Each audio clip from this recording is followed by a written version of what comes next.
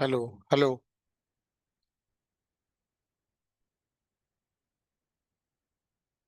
अब इसका आगे वाला पार्ट देखिए। सेक्शन 347। ये पहले 310 था। कितना? 310। लोकल इंस्पेक्शन, स्थानीय निरीक्षण, यानी न्यायाधीश और मजिस्ट्रेट घटना स्थल पे जाकर के मामले के फैक्ट एंड सरकमस्टांसेस को डिटरमाइन कर सकते हैं, उनका निरीक्षण कर सकते हैं। अगर न्यायाधीश और मजिस्ट्रेट को लगता है कि मैं अगर खुद घटनास्थल पे जाऊं तो मामले के जो फैक्ट, तथ्य और उपस्थिति है उनको ठीक से एलिसिएट कर सकता हूं, ठीक से उनका निर्धारण कर सकता हूं। तो उसके लिए सेक्शन 347, लोकल इंस्पेक्शन, स्थानीय निरीक्षण रह जाएगा यार। पहले सेक्शन 310 सीआरपीसी था, अब सेक्शन 347 देखिए। कोई न्यायाधीश या मजिस्ट्रेट, कोई ऐसा कोई डेजिग्नेशन नहीं लिखा, कोई न्यायाधीश या मजिस्ट्रेट किसी जांच, विचारण या अन्य कार्यवाही के किसी प्रक्रम में पक्षकारों को समयिक सूचना देने के पश्चात किसी स्थान में जिसमें अपराध का किया जाना अभिकथित है या किसी अन्य स्थान में जा सकता है और उसका निरीक्षण कर सकता है, जिसके बारे में जिसके बारे में उसकी राय है कि उसका अवलोकन ऐसी जांच या विचारण में दिए गए साक्ष्य का उचित विवेचन करने के प्रयोजन से आवश्यक है और ऐसे निरीक्षण में देखे गए किन्हीं सुसंगत तथ्यों का ज्ञापन अनावश्यक विलंब के बिना लेखबद्ध करेगा, यानी ज्ञापन बनाएगा, जो भी उसने वहां पर देखा है रिकॉर्ड करेगा। एनी जज और मजिस्ट्रेट एनी जज और मजिस्ट्रेट में at any stage of any inquiry, मतलब कौन सी स्टेज में, देखो आप ऐसा भी नहीं लिखा है यहाँ पर, किसी भी प्रक्रम में। अब ये भी क्वेश्चन बनता है कि कौन सी स्टेज तक आप निरीक्षण कर सकते हो। अलग अलग स्टेज दे देंगे, before framing of charge, after framing of charge, कुछ भी दे देंगे कंडीशन। एनी जज और मजिस्ट्रेट में at any stage of any inquiry, trial और other proceeding after due after due notice to the parties, पहले पक्षकारों को क्या देनी होगी, आपको सूचना देनी होगी।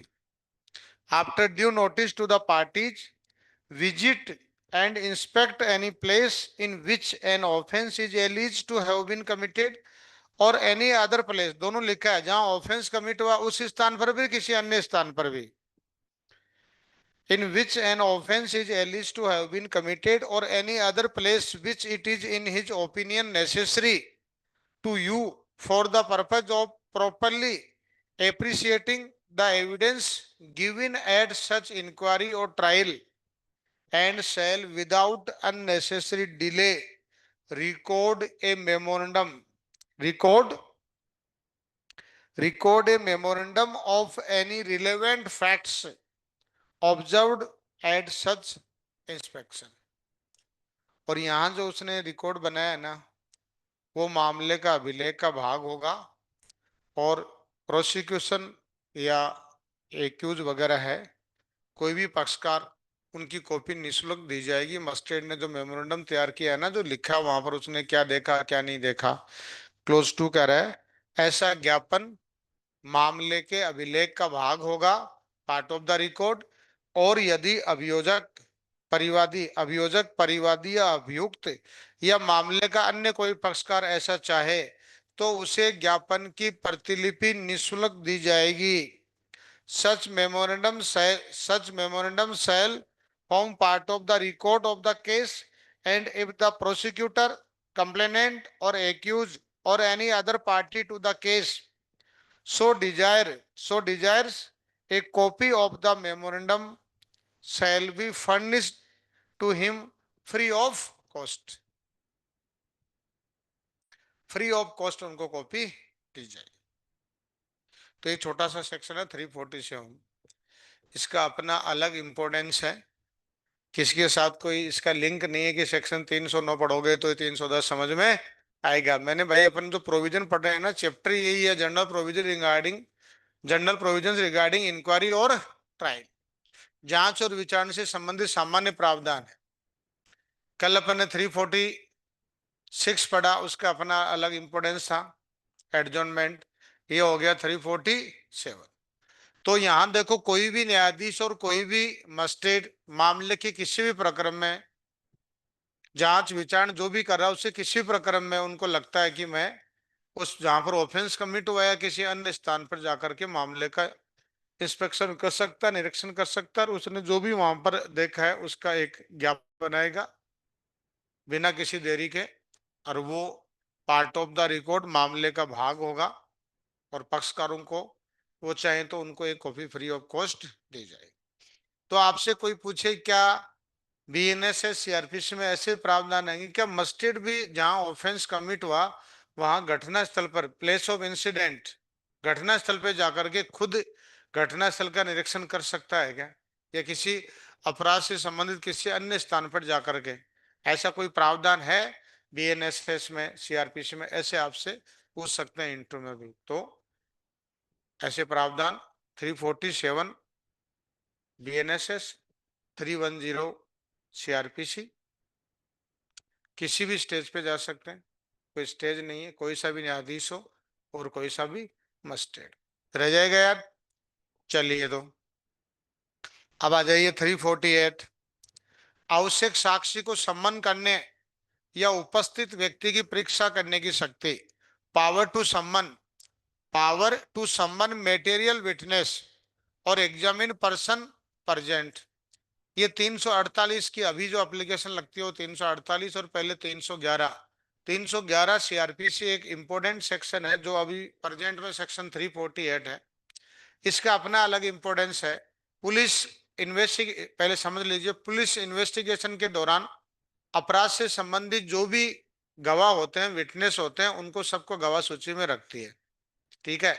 लेकिन फिर भी है तो पुलिस, कोई भी हो इन्वेस्टिगेशन में, कई बार कोई मामले में महत्वपूर्ण विटनेस होता है, गवाह होता है, जो पुलिस से गलती से, जिसको हम सेवन से बोलते हैं, सेवन का मतलब बाई मिस्टेक, गलती से उसका गवाह सूची में नाम जुड़ने से रह गया, या ड्यूरिंग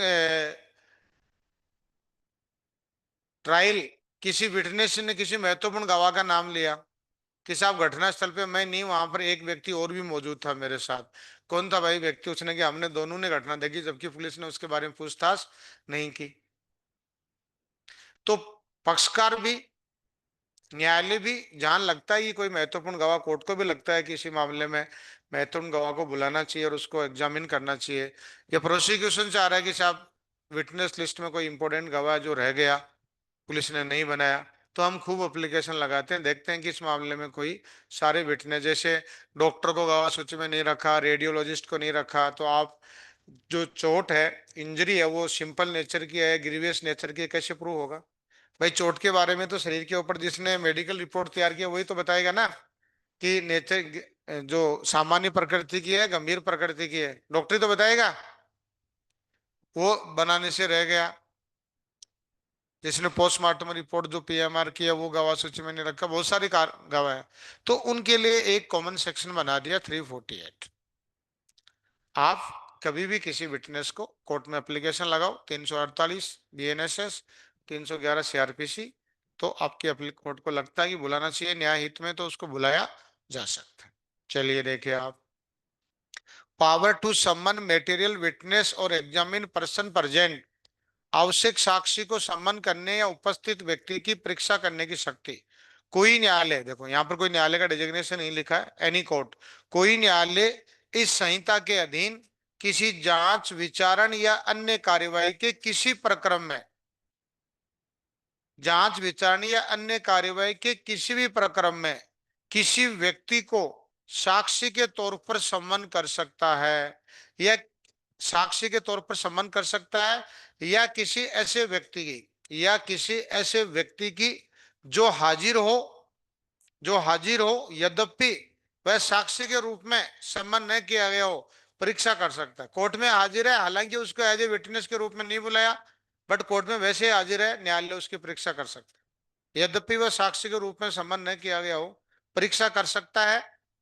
किसी व्यक्ति को जिसकी परीक्षा पहले की जा चुकी है उसको पुनः बुला सकता है। कई बार होता है ना विटनेस को कि पूरी एग्जामिनेशन नहीं हुई, गलती से कुछ रह गया, तो दोबारा रिकॉल कर लो। जिसकी पहले परीक्षा हो चुकी है पुनः बुला सकता है और उसकी पुनः परीक्षा कर सकता है।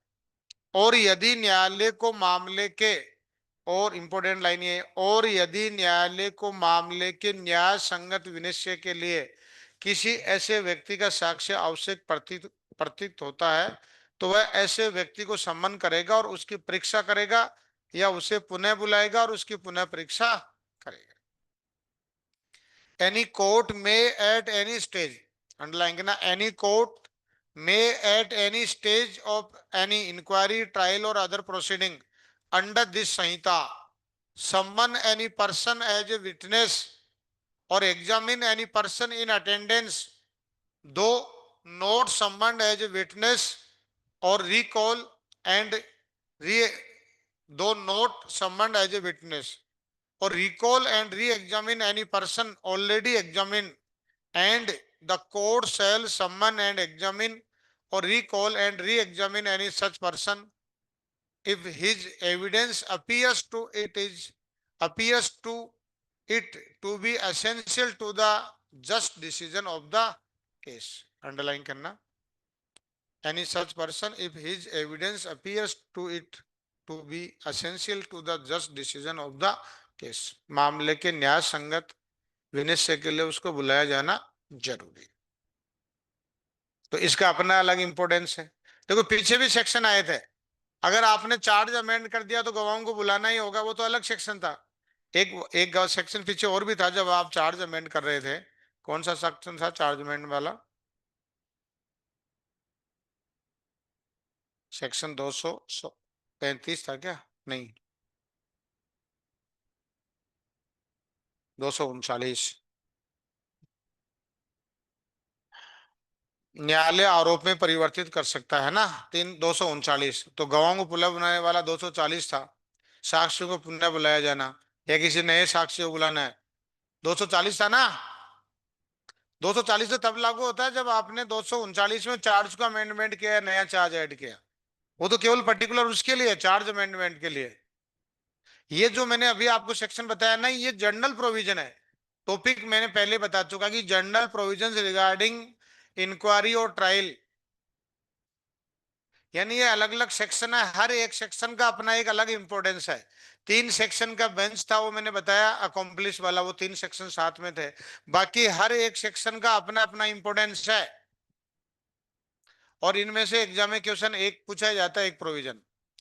348 हो गया, वेरी वेरी इंपॉर्टेंट कर लेना 348 को। अब आ जाइए,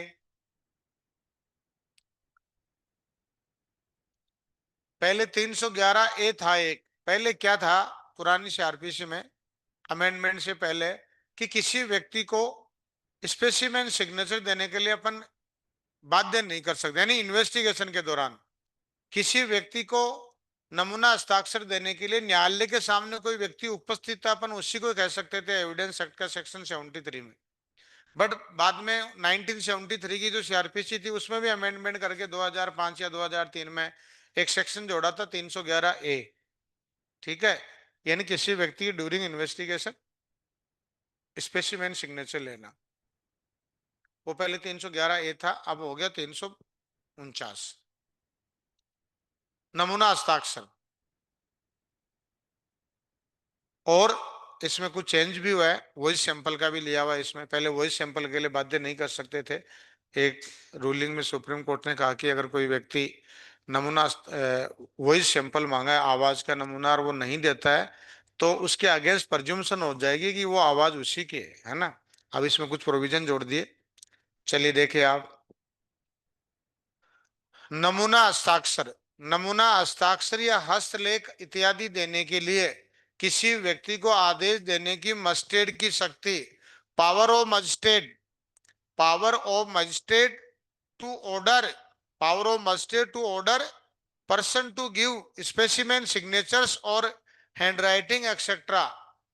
यदि प्रथम वर्ग, यदि प्रथम वर्ग मजिस्ट्रेट का, मजिस्ट्रेट कौन सा यहाँ पर, फर्स्ट क्लास जुडिशियल मजिस्ट्रेट, यदि प्रथम वर्ग मजिस्ट्रेट का समाधान हो जाता है कि इस संहिता के अधीन किसी अन्वेषण, इस संहिता के अधीन किसी अन्वेषण या कार्यवाही के प्रयोजनों के लिए नमूना हस्ताक्षर, नमूना हस्ताक्षर स्पेसिमेन समझते हो ना, नमूने के लिए मिलान करने के लिए, चेक बाउंस वाले मामलों में, फोर्जरी वाले मामलों में व्यक्ति कह रहा है कि साहब मेरे तो सिग्नेचर नहीं है, ये तो पट्टा मैंने तो जारी नहीं किया, तो आप कैसे उसे मिलान करोगे, साबित कैसे करोगे? तो नमूना हस्ताक्षर, अंगुली छाप, फिंगर इंप्रेशन, अंगुली छाप या आवाज का प्रतिदर्श देने के लिए किसी व्यक्ति को, जिसके अंतर्गत अभियुक्त व्यक्ति भी है, निर्देश देना समीचीन है, तो वह उस आशय का आदेश कर सकेगा और उस दशा में वह व्यक्ति जिससे आदेश संबंधित है ऐसे आदेश में विनिर्दिष्ट समय, विनिर्दिष्ट समय और स्थान पर पेश किया जाएगा या वहां उपस्थित होगा और अपने नमूना हस्ताक्षर, हस्तलेख या आवाज का प्रतिदर्श देगा। प्रतिदर्श का मतलब सैंपल, आवाज का नमूना। अब नया जोड़ दिया इसमें, देखो आप, पहले बाध्य नहीं कर सकते थे आवाज के लिए कि नहीं दोगे तो आपके खिलाफ प्रज्युम्शन होगा, अब यहां पर क्या कर दिया, प्रोविजन ही दे दिया। नमूना हस्ताक्षर लेना हो, फिंगर इंप्रेशन लेना हो, आवाज है, क्योंकि आजकल के अपराध तो सारे कौन से होते हैं, मोबाइल पे होते हैं, बातचीत वगैरह, सबसे इंपॉर्टेंट कड़ी यही है, call, call recording. If A magistrate, if a magistrate of the first class is satisfied that for the purposes of, for the purposes of any investigation, of any investigation or proceeding, proceeding under this sanhita, it is expedient, it is expedient to direct, it is expedient to direct any person including an accused person। व्यक्ति लिखा है इसमें देखो, किसी व्यक्ति को, पहले अभियुक्त व्यक्ति था, अब यहां पर शब्द क्या लिखा है, it is expedient to direct any person including an accused person, इसमें एक्यूज पर्सन भी इंक्लूड है, टू गिव स्पेसिमेन सिग्नेचर्स और फिंगर इंप्रेशंस, फिंगर इंप्रेशंस में थंब इंप्रेशन भी शामिल है, ठीक है ना, अंगुली छाप, हथेली छाप सब आगे इसमें है ना, फिंगर इंप्रेशंस और हैंडराइटिंग और voice sample. he may make an order to that effect, and in that case the person to whom the order relates shall be produced, order relates shall be produced or shall attend at the time and place specified in such order। किस समय और किस स्थान पर उपस्थित होना है, police थाने पर उपस्थित होना है, कहां पर उपस्थित होना है, ये मजिस्ट्रेट उस ऑर्डर में बताया गया, कोर्ट में उपस्थित होना है। तो यहां पर पर्टिकुलर स्थान नहीं बता रखा, देखो आप, an order to that effect and in that case the person to whom the order relates shall be produce और shall attend at the time and place specified in such order and shall give his specimen signatures और finger impressions और handwriting और voice sample. हो गया clear? परंतु इस धारा के अधीन कोई आदेश तब तक नहीं किया जाएगा जब तक उस व्यक्ति को ऐसे अन्वेषण या कार्यवाही के संबंध में किसी समय गिरफ्तार न किया गया हो। ये इंपॉर्टेंट लाइन है, यानी उस व्यक्ति को 349 में किसी व्यक्ति को आदेश तभी दिया जाएगा जब उस व्यक्ति को उस मामले में कभी ना कभी आपने क्या किया हो, अरेस्ट किया हो, गिरफ्तार किया हो। अगर आपने उसको कभी गिरफ्तार ही नहीं किया उस मामले में तो इस प्रकार का आप आदेश नहीं दे सकते। नीचे प्रोविजो देखिए आप, provided that no order shall be made under this section unless the person has at some time been arrested in connection with such investigation or proceeding unless the person has at some time been arrested in connection with such investigation or proceeding। यानी कभी ना कभी उस आपको उस मामले में क्या किया हो, गिरफ्तार किया है। अगर आपने कभी गिरफ्तारी नहीं किया उस केस में उस व्यक्ति को आप, तो उसको इस प्रकार का आदेश नहीं दे सकते। और नया प्रोविजन जोड़ा है, इसको नया ले लेना आप।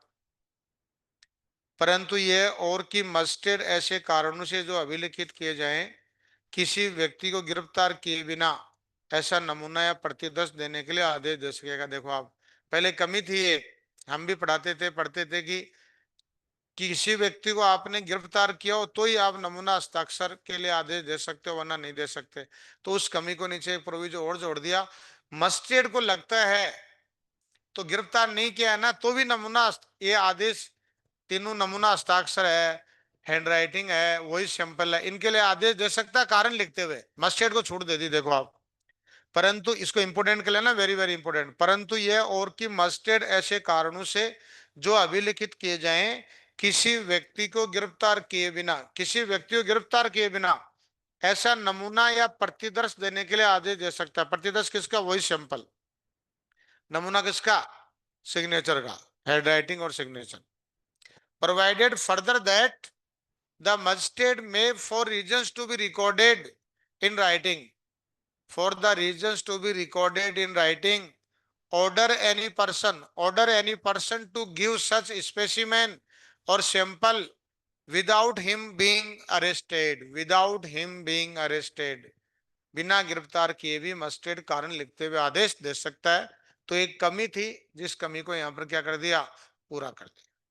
ये इसको इंपोर्टेंट कर लेना। सेक्शन 349 भी वेरी वेरी इंपोर्टेंट है। ऊपर 348 वेरी वेरी इंपोर्टेंट था।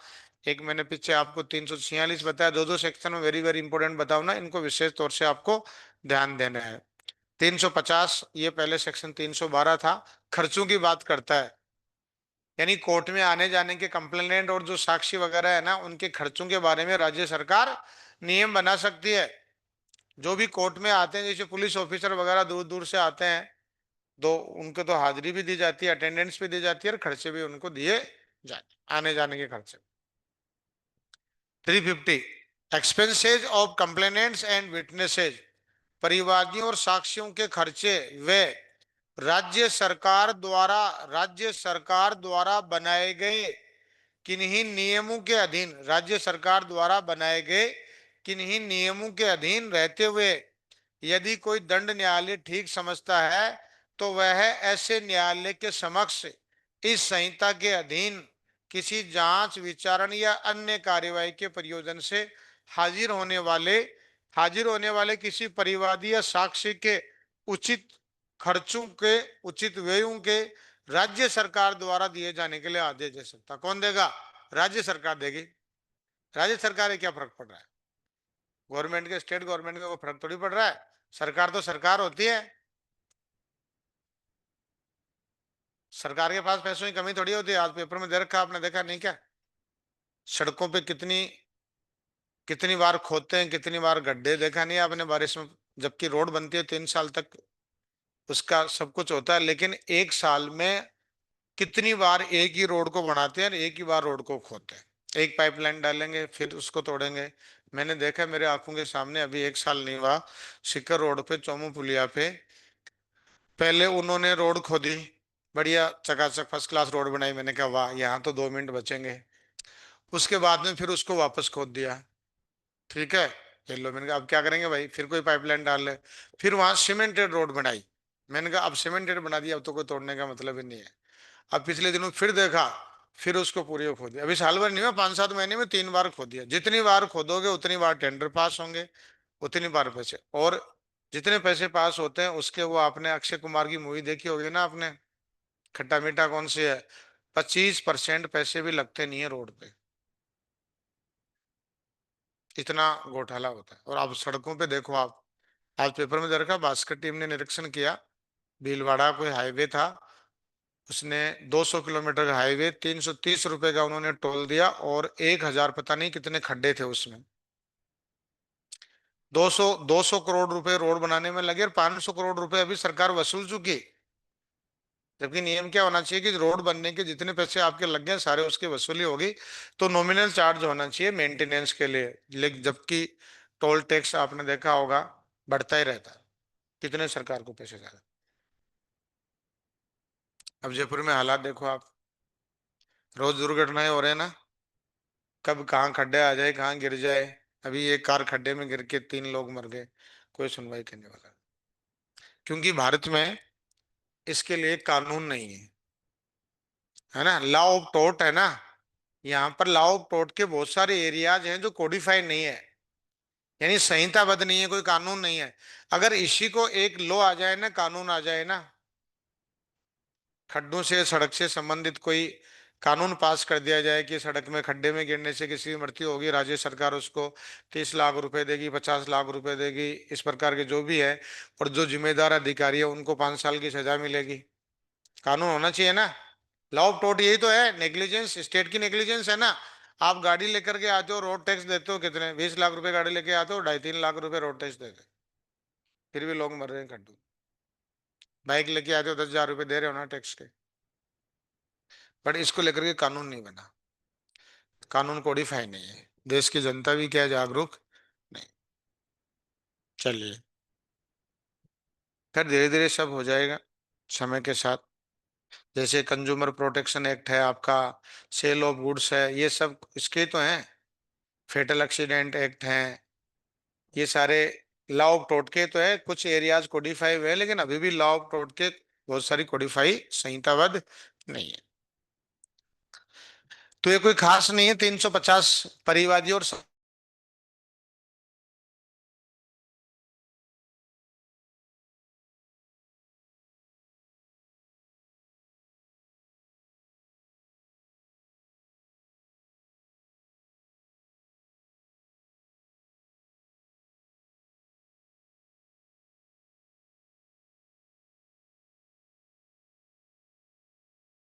कोर्ट अंडर दिस संहिता। ये पहले सेक्शन 312 था, जो अब कौन सा हो गया, 350 का मतलब खर्चे, परिवादी और साक्ष्यों के खर्चे। अब जो मैंने आपको बताया था 313 सीआरपीसी, अभी सेक्शन कौन सा है, 351, very very very important section है। एग्जामिनेशन ऑफ एक्यूज, अभियुक्त की परीक्षा, जब बयान मुलजिम भी बोलते हैं, यानी अभियुक्त की परीक्षा करी जाएगी। वैसे तो एग्जामिनेशन ऑफ एक्यूज, अभियुक्त की परीक्षा कभी भी हो सकती है, पीछे अपने ट्रायल के दौरान भी पढ़ा। But generally after completion of examination of prosecution witness, अभियोजन के साक्ष्यों की परीक्षा पूरी होने के बाद में और अभियुक्त से अपनी डिफेंस पेश करने से पहले न्यायालय उसकी परीक्षा करे। तो 351 देखे आप, इसको वेरी वेरी इंपोर्टेंट कर लेना आप। जहां पर भी एग्जामिनेशन ऑफ एक्यूज की बात आती है ना, अभियुक्त की परीक्षा, सेक्शन 351, 313 थी पहले, पावर टू एग्जामिन एक्यूज, प्रत्येक जांच या विचारण में, अंडरलाइन करना, प्रत्येक जांच या विचारण में इस प्रयोजन से कि अभियुक्त, इस प्रयोजन से कि अपने विरुद्ध अभियुक्त अपने विरुद्ध साक्ष्य में प्रकट होने वाली किन्हीं परिस्थितियों का स्वयं स्पष्टीकरण कर सके। अभियुक्त की परीक्षा इसलिए की जाती है कि जिस जिस गवाह ने भी उसके खिलाफ कोई एविडेंस दिया, उसका वो खुद एक्सप्लेनेशन दे, खुद उसका क्या दे, स्पष्टीकरण दे। जब प्रोसिक्यूशन की एविडेंस कंप्लीट हो जाती है ना, तो कोर्ट जो है क्वेश्चन बना करके लेके आती है 15, 20, 30, 40, कि इस विटनेस ने आपके बारे में यह कहा, इसका क्या करना है, गलत कह रहा है, गलत है, गलत है।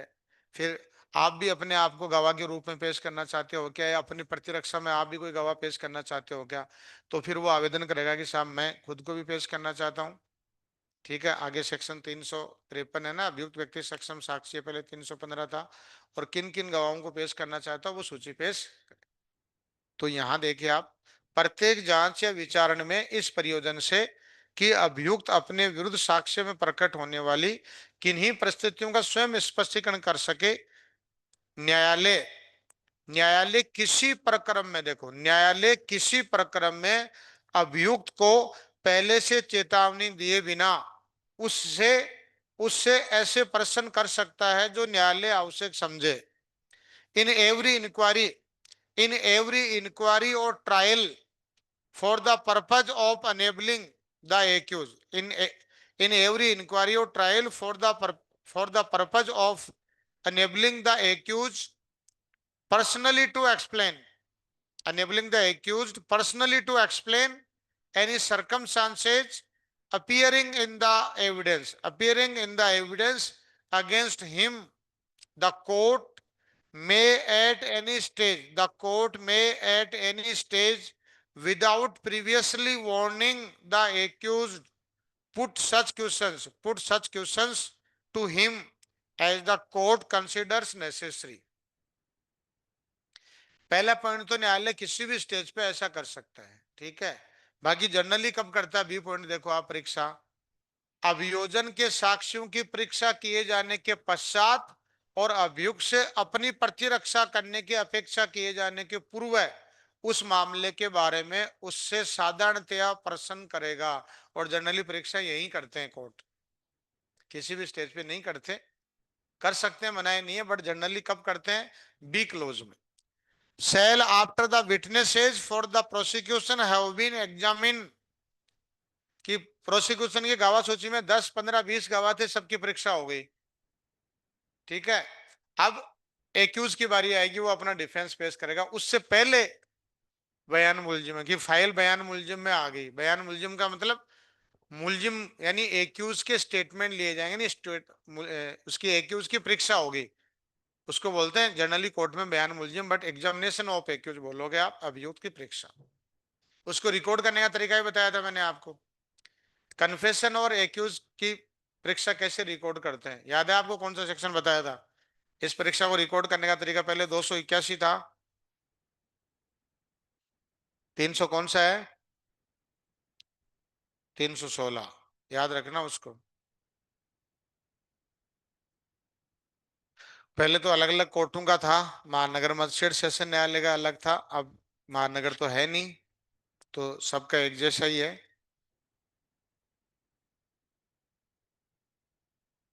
316, 316 सॉरी, हाँ।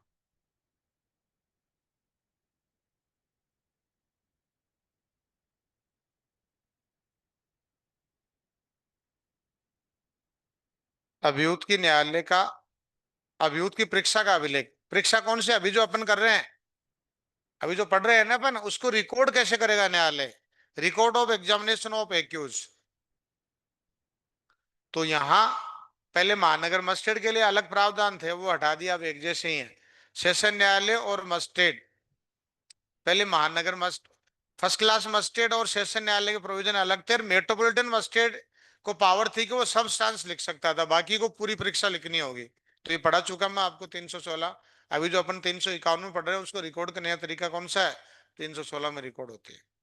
तो यहाँ पर ये करा है, अभियोजन के साक्ष्यों की परीक्षा किए जाने के पश्चात और अभियुक्त से अपनी प्रतिरक्षा करने की अपेक्षा किए जाने के पूर्व उस मामले के बारे में उससे साधारणतया प्रश्न करेगा।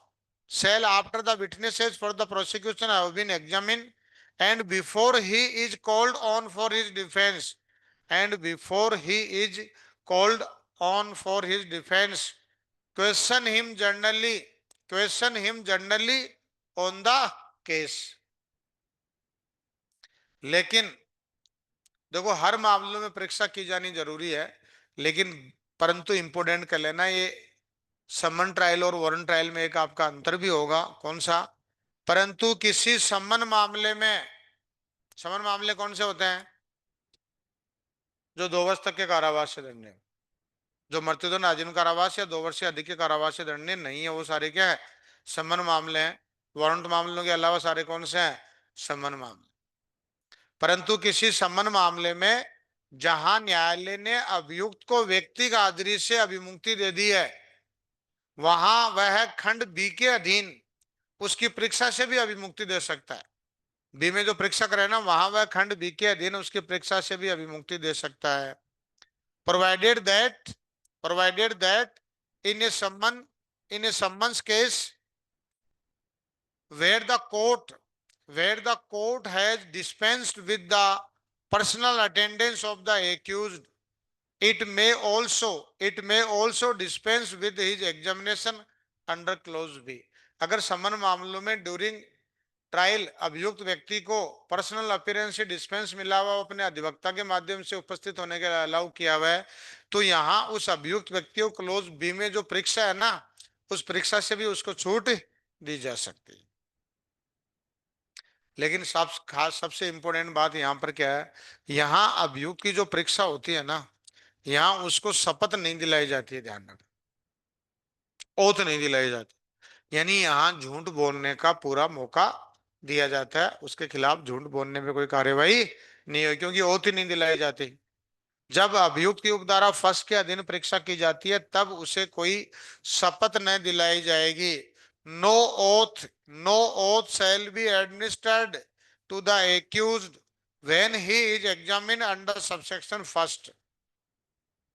अभियुक्त ऐसे तीसरा, अभियुक्त ऐसे प्रश्नों के उत्तर देने से, अभियुक्त ऐसे प्रश्नों के उत्तर देने से इनकार करने से या उसके मिथ्या उत्तर देने से दंडनीय न हो जाएगा। अभियुक्त की मर्जी हो, प्रश्न दे तो दे, उत्तर दे तो दे, नहीं दे तो नहीं दे। और अगर वो झूठ भी बोल गया, झूठ ही बोलते हैं, गलत कर रहा है, गलत कर रहा है, सब झूठ बोल रहे हैं, उत्तर यही होता है, गलत है, गलत है। प्रश्न बड़े होते हैं, उत्तर क्या होते हैं, छोटे होते, स्वीकार थोड़ी करेगा वो। तो the accused shall not render himself liable to punishment by refusing to answer such questions or by giving false answers to them। चौथा, और यहां अगर उसने जो उत्तर दिए है ना, उसको काम में लिया जा सकता, उसके खिलाफ अभियुक्त द्वारा दिए गए उत्तरों पर उस जांच या विचारण में विचार किया जा सकता है, और किसी अन्य ऐसे अपराध की जिसका उसके द्वारा किया जाना दर्शाने की उन उत्तरों की प्रवृत्ति हो। जो अपराध चल रहा है वो तो है ही है, उसके अलावा अगर उस अपने उत्तरों में कोई और भी कोई अपराध स्वीकार कर लिया तो उसके लिए भी प्रवृत्ति हो। किसी अन्य जांच या विचारण में ऐसे उत्तरों को उसके पक्ष में या उसके विरुद्ध साक्ष्य के तौर पर रखा जा सकता है। देखो, यहाँ जो उत्तर दे रहा है उसके फेवर में भी काम में लिया जा सकता है और उसके अगेंस्ट में भी, उसी विचारण में और अन्य विचारण में भी। ऐसा नहीं है अन्य विचारण में काम में नहीं ले सकते। The answers given by the accused may be taken into consideration in such inquiry or trial and put put in evidence for or against him in any other inquiry into or trial for any other offense which such answers may tend to show he has committed। और यहाँ उसको कौन से प्रश्न पूछने चाहिए, court जो है प्रोसिक्यूशन और अभियुक्त का जो वकील है ना, डिफेंस काउंसिल, उससे मदद ले सकता है कि पीपी साहब तुम भी बता दो दो चार क्वेश्चन, अभियुक्त के वकील से भी अभियुक्त से कौन कौन से प्रश्न पूछने चाहिए। तो क्लोज 5 के बाद में ऐड हुआ था, न्यायालय सुसंगत प्रश्न तैयार करने में जो अभियुक्त से पूछे जाने हैं अभियोजक और प्रतिरक्षा काउंसिल की सहायता ले सकेगा, और न्यायालय अभियुक्त द्वारा इस धारा के पर्याप्त अनुपालन के रूप में अभियुक्त द्वारा लिखित कथन फाइल करने की अनुज्ञा दे सकता है। अभियुक्त व्यक्ति यहाँ पर अपना लिखित कथन भी फाइल कर सकता है। The court may take help of prosecutor and defense counsel in preparing relevant questions which are to be put to the accused, and the court may permit filing of written statement by the accused as sufficient compliance of this section। यह आपका section 351 साथ लिखो, 351 के साथ लिखो read with section 316, इसको record करने का तरीका। और जो कन्फेशन 183 के साथ भी मैंने बताया था, रीड विद सेक्शन 316, याद है आपको। 183 में recording of confession and statement, देखो उसको रिकॉर्ड करने का तरीका भी कौन सा है, एक्यूज की कन्फेशन रिकॉर्ड करोगे या अभियुक्त की परीक्षा, दोनों को रिकॉर्ड करने का तरीका कौन सा है, 316 है। 316 दोनों के साथ पढ़ी जाएगी, 183 के साथ भी पढ़ी जाएगी और 351 वन के साथ भी पढ़ी जाए। और 352, ये पहले 314 था। सेक्शन 352 जो बीएनएसएस है, पहले कौन सा था? 352 है, वो पहले कौन सा था? पहले सेक्शन 314 था। मौखिक बहस और बहस का ज्ञापन, यानी जब मामले की सब कुछ हो गया, प्रोसिक्यूशन की एविडेंस कंप्लीट हो गई, अभियुक्त व्यक्ति की भी अपनी एविडेंस कंप्लीट हो गई, यानी दोनों स्टेट और अभियुक्त की ओर से दोनों ने अपना अपना गवाह पेश कर दिया, अभियुक्त की परीक्षा वगैरह सब कुछ हो गई। अब क्या होगा? अब मामले में बहस होगी। भाई निर्णय देना है ना, तो निर्णय देने से पहले बहस होगी, उसमें प्रोसिक्यूशन अपना पक्ष रखेगा और अभियुक्त व्यक्ति अपना पक्ष रखेगा। तो oral arguments and memorandum of arguments, मौखिक बहस और बहस का ज्ञापन। कार्यवाही का कोई पक्षकार, देखो पक्षकार कार्यवाही के दो ही हैं, प्रोसिक्यूशन और क्या है, एक्यूज। कार्यवाही का कोई पक्षकार अपने साक्ष्य की समाप्ति के पश्चात यथाशक्य शीघ्र संक्षिप्त मौखिक बहस कर सकता है। मौखिक बहस किसमें होगी? कंसाइज फॉर्म में। शीघ्र संक्षिप्त मौखिक बहस कर सकता है। और और अपनी मौखिक बहस यदि कोई हो, पूरी करने के पूर्व न्यायालय को एक ज्ञापन दे सकता है, जिसमें उसके पक्ष के समर्थन में तर्क संक्षेप में, जिसमें उसके पक्ष के समर्थन में तर्क संक्षेप में और सुभिन्न शीर्षकों में दिए जाएंगे, अलग अलग। और ऐसा प्रत्येक ज्ञापन अभिलेख का भाग होगा। Any party any party to a proceeding any party to a proceeding में as soon as may be after the close of his evidence address concise oral arguments and may before he concludes the oral arguments, if any, submit a memorandum to the court setting forth concisely and under distinct headings the arguments in support of his case, and every such memorandum shall form part of the record। जैसे अभियुक्त अपने point मोटी मोटी heading बना करके लेके आता है कि साहब पूरी फाइल में मेहनत करता है रात भर कि कल मुझे बहस करनी, एक दिन दो दिन पूरी हेडिंग बना करके लेके आता है, देखो साहब इस गवाह ने ये कहा, घटना मैंने होते हुए नहीं देखी, मैं घटना होने के आधे घंटे बाद में गया था, ठीक है, मैं ये नहीं बता सकता किसके हाथ में लाठी थी क्या थी। वो अपनी अपनी पूरी, जहां उसके दोष मुक्ति के आधार है ना, वो तो दोष मुक्त कराना चाहिए ना, वो सब पॉइंट बना करके लेके आता है।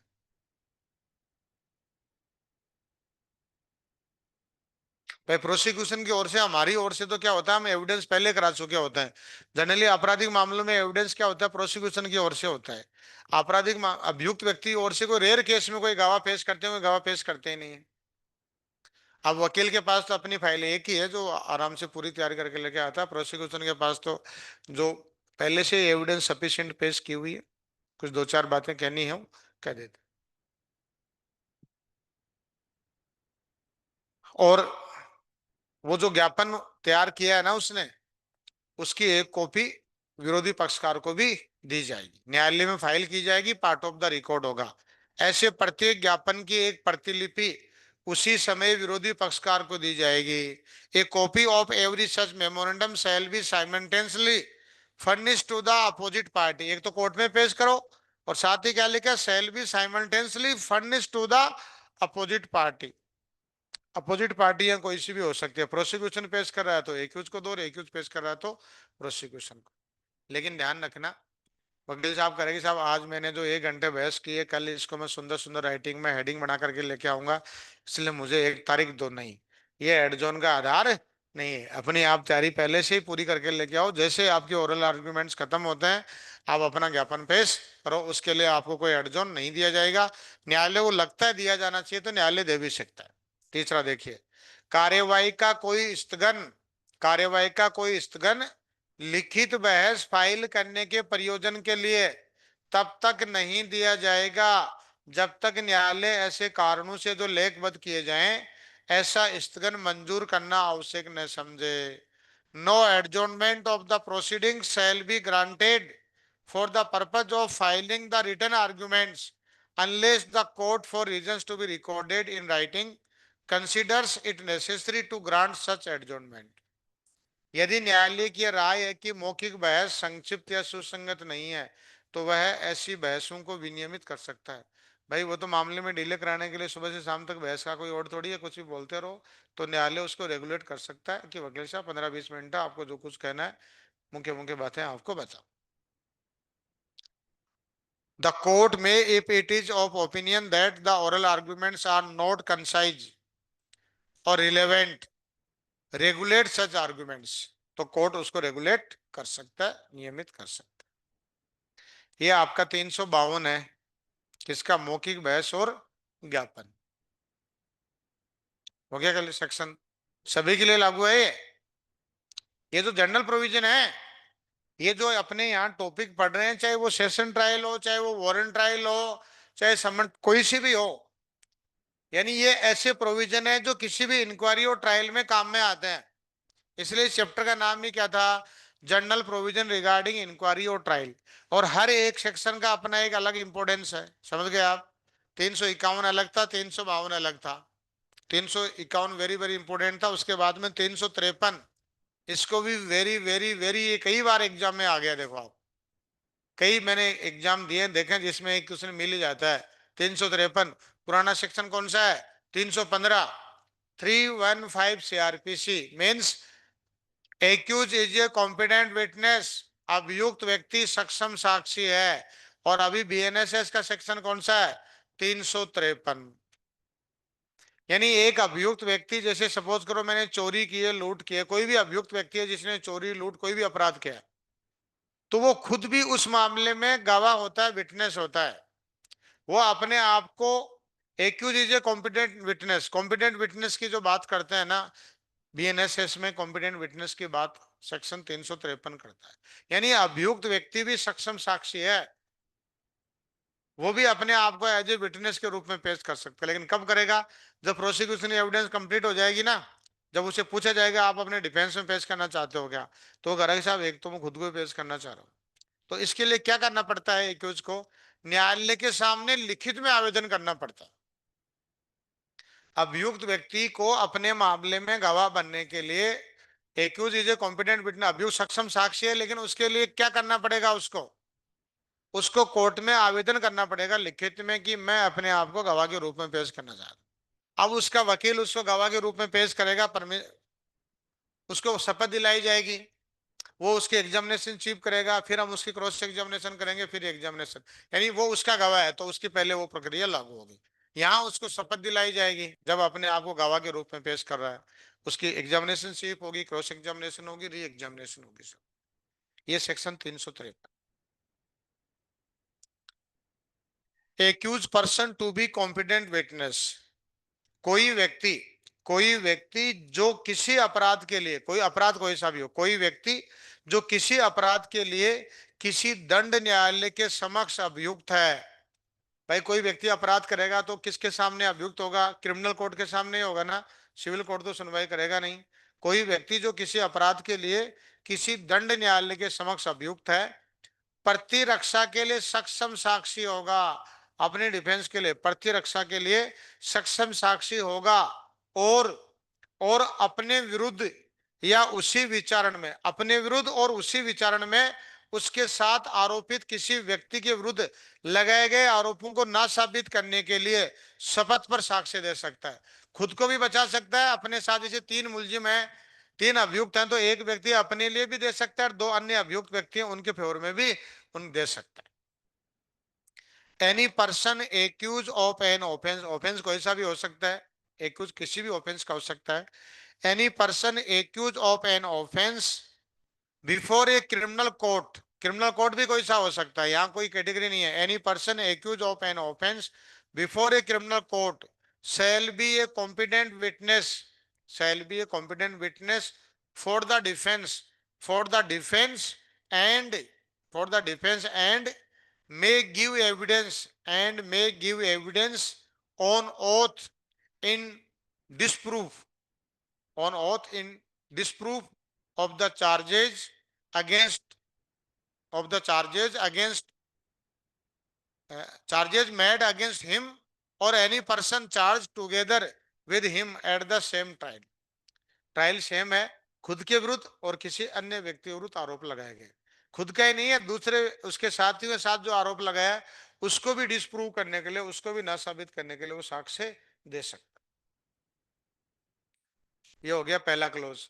ठीक है, शपथ पर साक्ष्य दे सकता है, जरूरी नहीं देगा ही, उसकी मर्जी है भाई, दे सकता है, जरूरी नहीं है कि उसको कोर्ट बाध्य करे, उसकी मर्जी है दे या नहीं दे। लेकिन उसके लिए क्या करना पड़ेगा, परंतु वह स्वयं अपनी लिखित प्रार्थना के बिना साक्ष्य के रूप में नहीं बुलाया जाएगा। ये एग्जाम के लिए वेरी वेरी इंपॉर्टेंट है। यहाँ उसको लिखित में प्रार्थना देनी होगी खुद को, तभी उसको गवाह के रूप में बुलाया जाएगा। Provided that he shall not be called as a witness except on his own request in writing. जब तक वो राइटिंग में खुद प्रार्थना नहीं करे तब तक उसको नहीं बुलाया जाएगा। और कोई अभियुक्त व्यक्ति अपने आप को गवाह के रूप में पेश नहीं करा, इसका मतलब ये नहीं कि उसने अपराध किया है।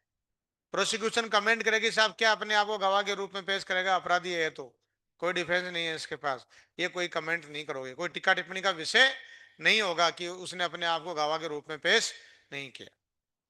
उसका स्वयं साक्ष्य न देना पक्षकारों में से किसी के द्वारा या न्यायालय द्वारा, किसी के द्वारा या न्यायालय द्वारा किसी टिक्का टिप्पणी का विषय न बनाया जाएगा और न उससे उसके या उसी विचारण में उसके साथ आरोपित किसी व्यक्ति के विरुद्ध कोई उपधारणा नहीं की जाएगी, कोई उपधारणा नहीं की जाएगी। वो अपने आप को पेश करे या नहीं करे, कोई टिक्का टिप्पणी नहीं होगी। His failure provided that his failure to give evidence shall not be made the subject of any comment by or any of the parties or the court or give rise to any presumption against himself or any person charged together with him at the same trial। न तो खुद के विरुद्ध कोई प्रज्यूम्शन होगी और न किसी अन्य व्यक्ति के विरुद्ध कोई प्रज्यूम्शन होगी। उसकी मर्जी है वो अपने आप को गवाह के रूप में पेश करे या नहीं करे। लेकिन पीछे कुछ सेक्शन पढ़े थे आपने, अगर वहां वो अपने आप को गवाह के रूप में पेश, नीचे देखिए, कोई व्यक्ति जिसके विरुद्ध किसी दंड न्यायालय में धारा 101, अभी पीछे सेक्शन देखो, मुझे तो खुद को याद नहीं कौन कौन से हैं, पहले वाले तो याद है 101 के 90 वो थे, सेक्शन निकालते जाओ आप।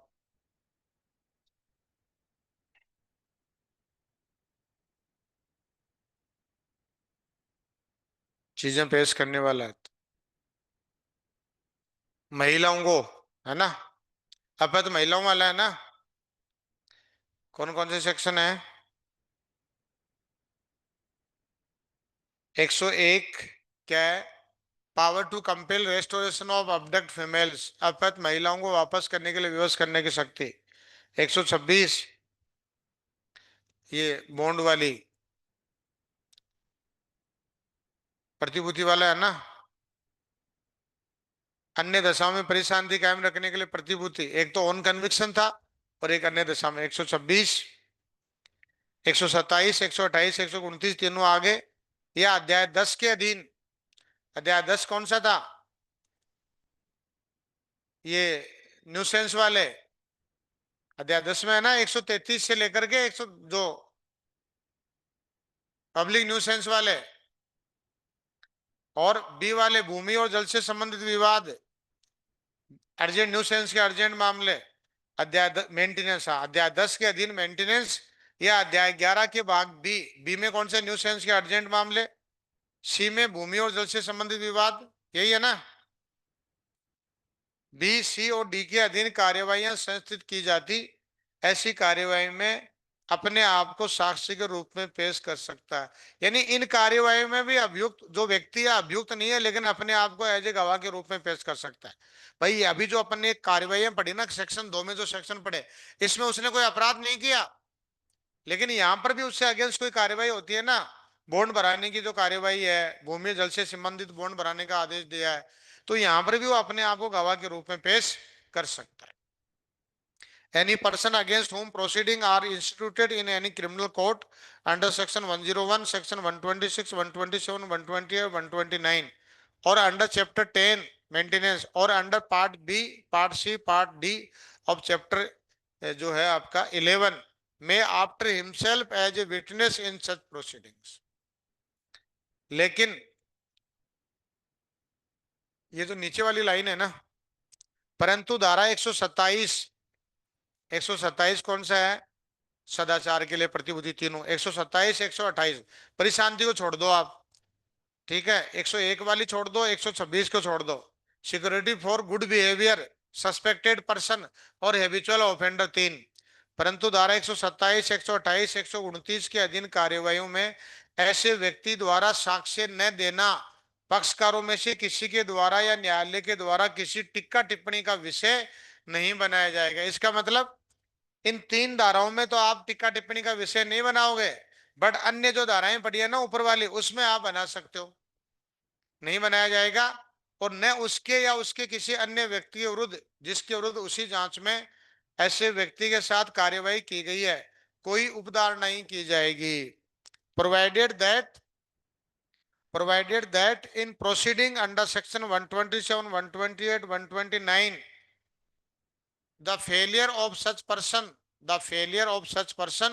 to give evidence shall not be made the subject of any comment by any of the parties or the court or give rise to any presumption against him or any other person proceeded against together with him at the same time। यानी 3 सेक्शनों में तो आप टिक्का टिप्पणी का विषय नहीं बनाओगे, लेकिन बाकी में टिक्का टिप्पणी का विषय बना सकते हो। कौन सी बच गई बाकी? 101, 126, अध्याय 10, 11 के भाग बी, सी और डी। 3 में नहीं बनाओगे, बाकी में आप बना सकते हो इसका। और ये पहले सेक्शन, तो ये सेक्शन जो है ना आपका 315, ये ऑब्जेक्टिव एग्जाम में क्वेश्चन आपसे पूछ सकते हैं, कई बार पूछा हुआ है। कॉम्पिटेंट 315 सीआरपीसी और 353, इसके लिए क्या करना पड़ेगा? उसको लिखित में आवेदन करना पड़ेगा। और वो अपने आप को गवाह के रूप में पेश नहीं करता है तो कोई कमेंट, टीका टिप्पणी नहीं होगी, कोई उदाहरणा भी नहीं होगी। 354 टाइटल है, पहले सेक्शन 316 था।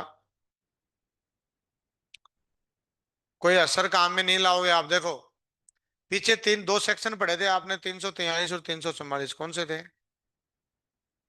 अकॉम्प्लिस वाले। अरे सह अपराधी बनाते हैं वहां पर तो देते हैं उसको लालच, प्रोमिस देते हैं ना कि माफ कर देंगे सजा, तुम सरकारी गवाह बन जाओ। उनको छोड़ दो आप 2 को, उसके अलावा की बात करे। No influence to be use to induce no influence to be use to induce disclosure. प्रकटन प्रकटन उत्प्रेरित करने प्रकटन उत्प्रेरित करने के लिए किसी असर का काम में न लाया जाना। धारा 343 और 344 में जैसा उपबंधित है उसके सिवाय, वहां तो देते हैं वचन टेंडर टू पार्डन, उसके सिवाय किसी वचन या धमकी द्वारा या अन्यथा कोई असर अभियुक्त व्यक्ति पर इस उद्देश्य से नहीं डाला जाएगा कि उसे अपनी जानकारी की किसी बात को प्रकट करने या न करने के लिए उत्प्रेरित किया जाए। ये नहीं अभियुक्त व्यक्ति को डराओगे धमकाओगे नहीं कि वो सारी जानकारी प्रकट करे, या उसको वचन नहीं दोगे आप किसी प्रकार का। लेकिन जब अपन उसको अकॉम्प्लाइज बनाते हैं, टेंडर टू पार्डन है ना, 344 में मजिस्ट्रेट और 344 में सेशन न्यायालय, वहां तो अपन देते हैं वचन कि तुम सरकारी गवाह बन जाओ, तुमको छोड़ देंगे, हम सजा माफ कर देंगे। तो वो तो वचन हो गया ना उसको। उसके अलावा आप किसी भी अभियुक्त व्यक्ति से आप डराओगे धमकाओगे नहीं कि वो उससे संबंधित कोई जानकारी उसके पास है जिसको वो क्या करे, डिस्क्लोज करे। Except as provided in section 343 और 344, no influence by means of any no influence by means of any promise or threat or otherwise shall be used to an accused person to induce him to disclose or withhold any matter within his knowledge। तो ये तो title section है, पहले section कौन सा था? 316 था।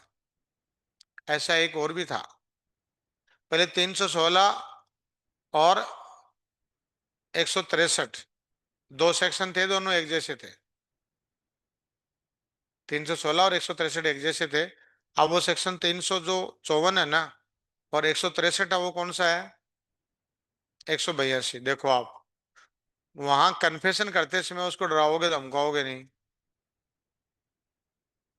कोई व्यक्ति अपनी इच्छा से किसी के बारे में बताए ना, तो उसको डराओगे धमकाओगे नहीं कि तुम नहीं बताएगा। कोई व्यक्ति किसी पुलिस को अपराध के बारे में कोई अपना स्टेटमेंट देना चाह रहे, नहीं नहीं तेरा स्टेटमेंट नहीं लेंगे। 180 में लेते हैं ना, डराओगे धमकाओगे नहीं। 182 देखो आप।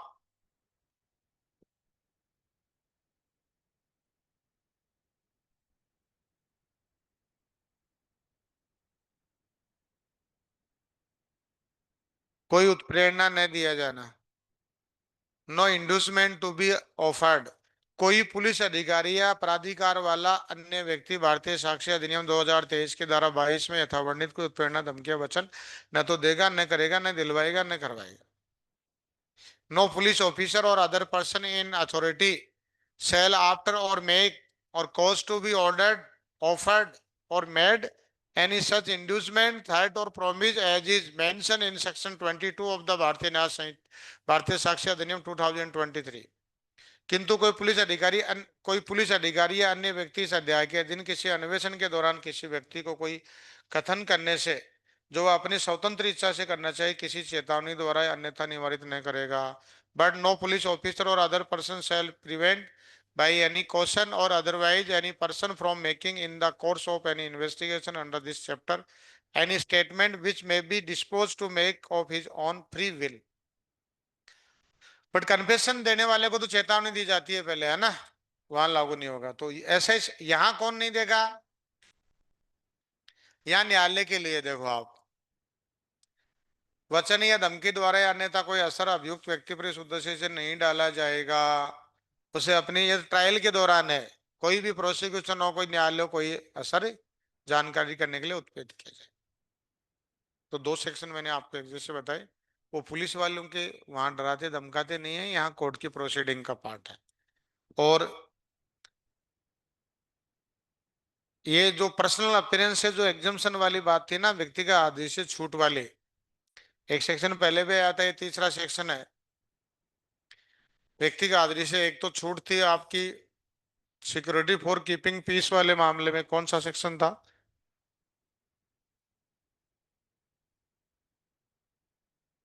ये आपका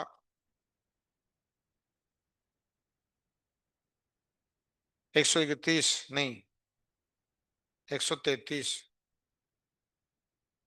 134, पहले 115 था।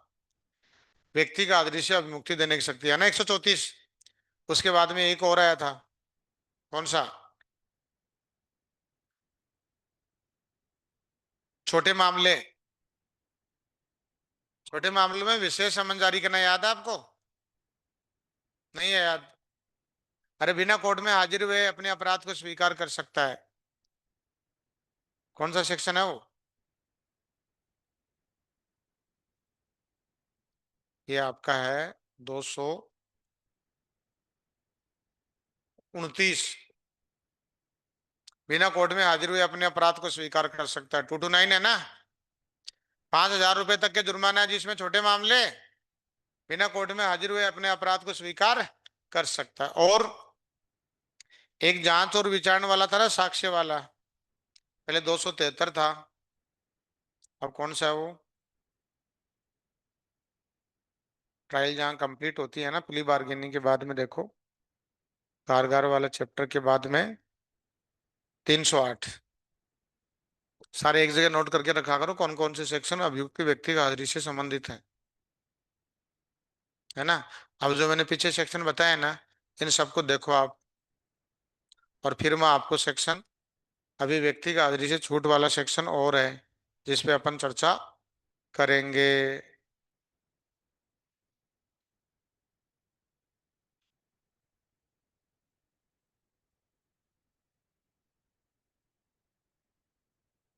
355 पे। तो पहले पहले जितने मैंने आपको बताया ना पीछे, वो सब पढ़ो आप। 2 मिनट में रीडिंग लगाओ आप। जितने मैंने सेक्शन बताए ना सबको देखो।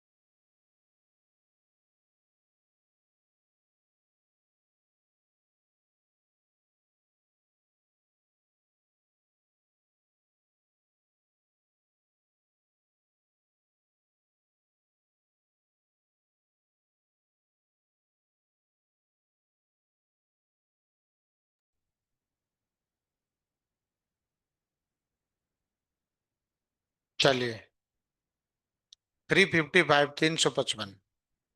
ये पहले कौन सा था? 317। यानी अभियुक्त व्यक्ति बदमाशी करता है ना, कार्यवाही में बाधा डालता है, कार्यवाही के संचालन में, तो उसको छूट दे दो और उसके अभियुक्त व्यक्ति की अधिवक्ता की उपस्थिति में कार्यवाही करो। देखिए आप, कुछ मामलों में अभियुक्त की अनुपस्थिति में जांच और विचारण किए जाने के लिए उपबंध provisions provision for inquiries and trial being held in absence of accused in certain cases। इस संहिता इस संहिता के अधीन इस संहिता के अधीन जांच या विचारण के किसी प्रक्रम में, जांच या विचारण के किसी भी प्रक्रम, देखिए इस संहिता के अधीन जांच या विचारण के किसी प्रक्रम में यदि न्यायाधीश यदि न्यायाधीश या मजिस्ट्रेट का उन कारणों से जो अभिलिखित किए जाएंगे समाधान हो जाता है कि न्यायालय के समक्ष अभियुक्त की व्यक्तिगत हाजिरी न्याय के हित में आवश्यक नहीं है। पहली बात तो यह है कि न्यायालय के समक्ष अभियुक्त की व्यक्तिगत हाजिरी न्याय के हित में आवश्यक नहीं है। एक आधार तो है न्याय के हित में आवश्यक नहीं है, या अभियुक्त न्यायालय की कार्यवाही में बार बार विघ्न डालता है, तो ऐसे अभियुक्त का प्रतिनिधित्व अधिवक्ता द्वारा किए जाने की दशा में वह न्यायाधीश या मजिस्ट्रेट उसकी हाजिरी से उसे अभिमुक्ति दे सकता है और उसकी अनुपस्थिति में ऐसी जांच या विचारण करने के लिए अग्रसर हो सकता है, और कार्यवाही के किसी पश्चातवर्ती प्रक्रम में ऐसे अभियुक्त को व्यक्ति की हाजिरी का निर्देश दे सकता है कि बाद में कभी भी उसको उपस्थित होने का आदेश दे सकता है। अधिवक्ता है ना उसका, उसकी उपस्थिति में कार्यवाही हो जाएगी।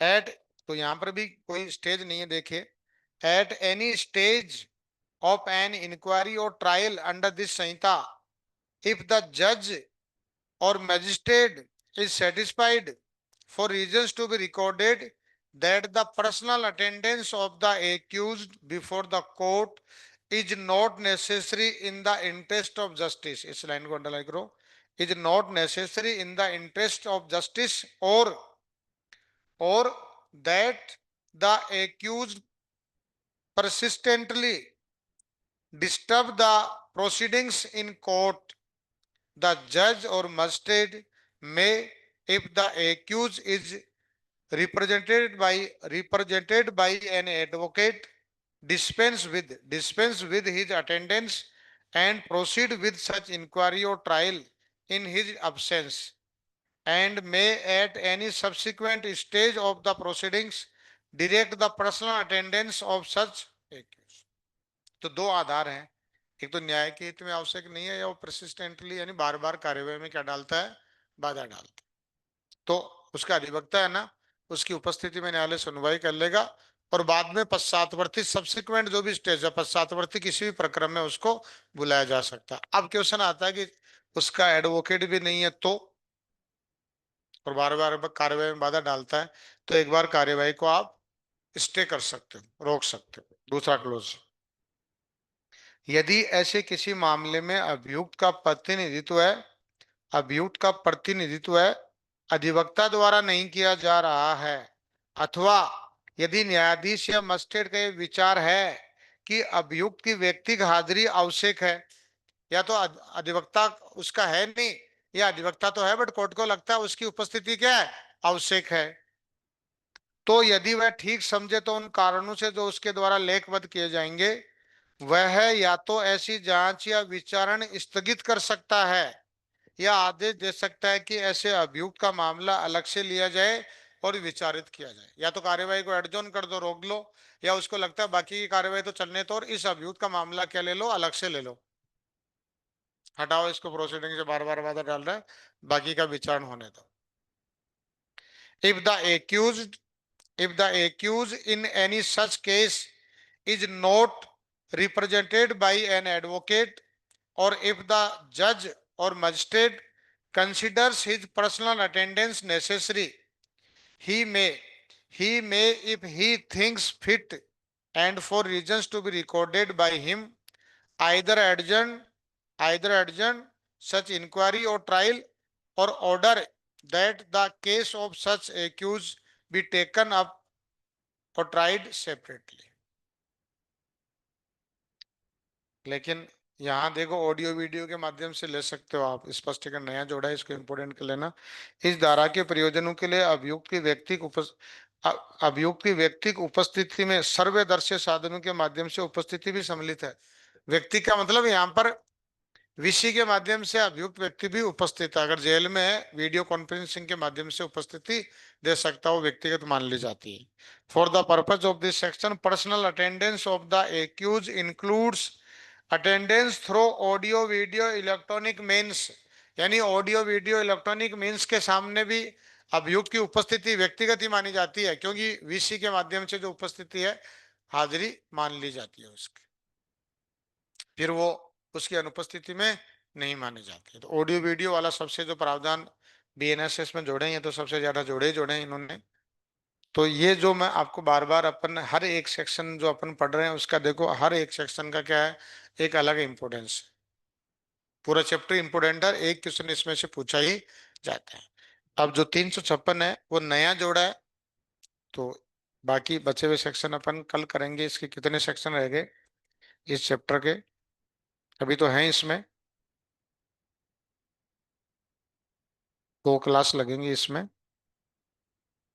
ये चैप्टर कंप्लीट हो जाएगा। ठीक है, चलिए ब्रेक लेते हैं।